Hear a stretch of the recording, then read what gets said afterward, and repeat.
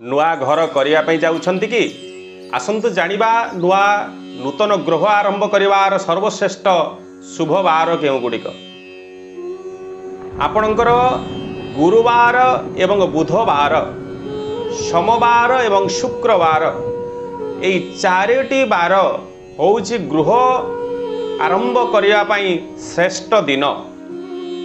खनावचन रे मध्य कहा जाइछि बुधे गुरे बास सम शुक्रे चाष। गोटे संसारी लोकर चाष एवं बास यही दुईटा तो ही मुख्य।